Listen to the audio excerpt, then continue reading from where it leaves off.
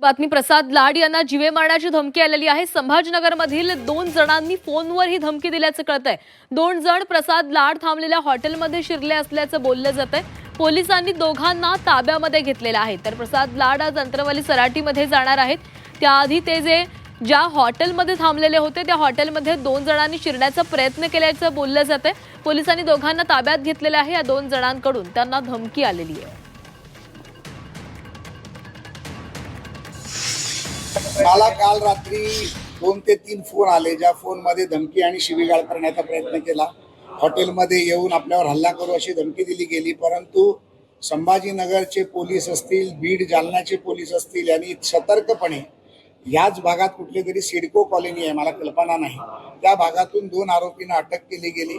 आरोपींची नावं देखील मला माहीत नाहीत, पण ज्या फोनवरती ज्यांनी कोणी सांगितलं त्यांनी उगले पाटील असं नाव सांगितलं होतं। त्याच्या आधी एक फोन आला, त्यांनी कोणीतरी शितोळे पाटील म्हणून नाव सांगितलं आणि त्यांनी अवाच्य भाषेत शिवीगाळ केली, मारण्याची धमकी दिली, गाडीवर हल्ला करण्याची धमकी दिली, हॉटेलमध्ये घुसण्याची धमकी दिली। पण आमचे पोलीस गृह खातं सतर्क आहे। काल 1 तासातच त्यांना अटक झाली अशी मला माहिती आहे, अजून मी माहिती घेतली नाही, परंतु जे आहे ते सत्य आहे। आणि या संदर्भामध्ये अधिक बोलणार आहोत। आमचे प्रतिनिधी विशाल करवळे आपल्यासोबत जोडले गेलेले आहेत। विशाल, प्रसाद लाड यांना जीवे मारण्याची धमकी आलेली आहे। दोघांना पोलिसांनी ताब्यात घेतलंय। काय पोलिसांकडून अधिकची माहिती मिळू शकली आहे?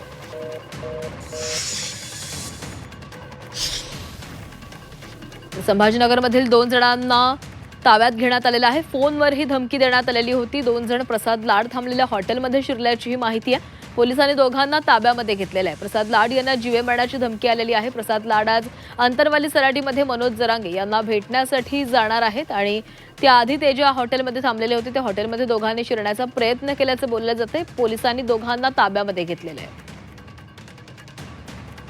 पुन्हा एकदा आमचे प्रतिनिधी विशाल करवळे यांच्याकडे जाणार आहोत। विशाल, प्रसाद लाड यांना जीवे मारण्याची धमकी देण्यात आलेली होती।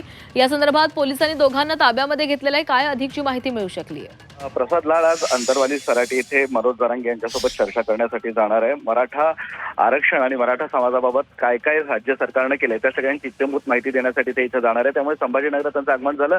त्यात रात्री त्यांच्या पीएला 2 जणांनी फोनवरनं धमक्या दिल्या, अवाच्य भाषेत शिवीगाळ केली असं त्यांचं म्हणणं आहे। जीवे मारण्याची धमकी दिली असं त्यांचं म्हणणं आहे। जरांगे पाटील यांच्याकडे चर्चेला जायचं नाही, तुम्ही जरांगे पाटलांबद्दल याआधी अपशब्द वापरले असल्याचं काही त्यांचं म्हणणं होतं असं त्यांनी सांगितलेलं आहे। मात्र मी मुख्यमंत्र्यांचा आणि राज्य सरकारचा प्रतिनिधी म्हणून आलोय आणि जे काही राज्य सरकारने केलंय त्या सगळ्यांची माहिती द्यायला तिथे जाणार अशी त्यांची भूमिका आहे। या संदर्भात प्रसाद लाड यांनी पोलिसांना ही माहिती दिली होती। त्यानंतर पोलिसांनी छत्रपती संभाजीनगरमध्ये कारवाई केली आणि सिडको भागातून 2 जणांना त्यांनी ताब्यात घेतले असल्याची माहिती मिळते। तर 1 जण यामध्ये आणखी होता, तो फरार असल्याची माहिती मिळते। मात्र 2 जणांना ताब्यात घेतलं आणि इतर काही होऊ नये म्हणून पोलिसांनी प्रसाद लाड यांना मोठा पोलीस बंदोबस्त छत्रपती संभाजीनगरमध्ये दिला। इतकंच नाही तर आता अंतरवाली सराटीकडे सुद्धा जाताना त्यांना पोलिसांचा बंदोबस्त देण्यात आलेला आहे।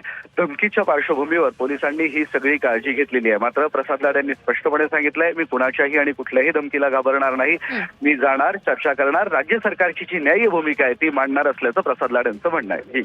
नक्कीच विशाल, धन्यवाद दिलेल्या माहितीसाठी।